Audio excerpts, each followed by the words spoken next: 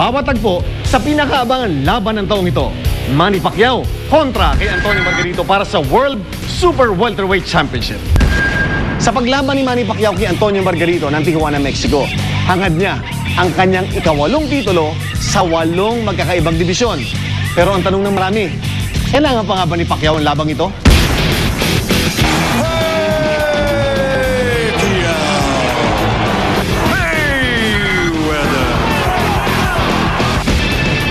Ilang beses pinilit pagtagpuin ang landas ni Manny Pacquiao at Floyd Mayweather Jr. Pero sadyang hindi kumakasa ang kampo ni Pretty Boy. Ang tingin nga ng karamihan, may salita lang daw si Pretty Boy Floyd. Do you still leave the door open? I like your pass, I man. think it can happen.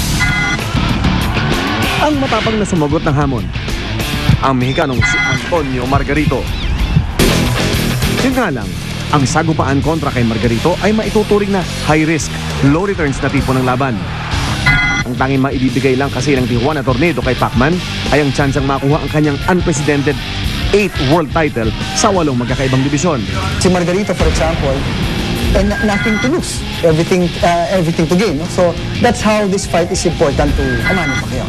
Kailangan may factor na meron siya ipoprove na hindi pa nagagawa ng iba.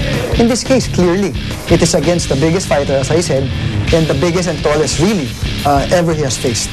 Thank you, Mr. Speaker.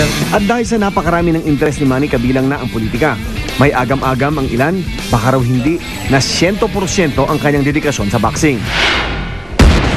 Pero si Coach Freddy Roach, ni hindi kinakitaan ng pagdududa sa kanyang itinuturing na anak-anakan. Tiniyak ng trainer at matalig na kaibigan ni Pacman na si Bubay Fernandez na hindi nagbulakbol sa training ang kumpare niya.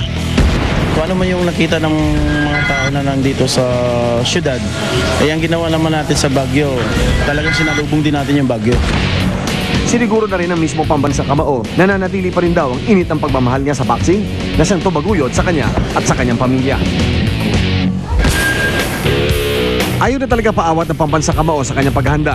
Kahit araw ng linggo ay nag-insayo pa rin sa umaga bago magsimba sama ang kanyang may bahay na si Jinky. Forever and ever. Amen.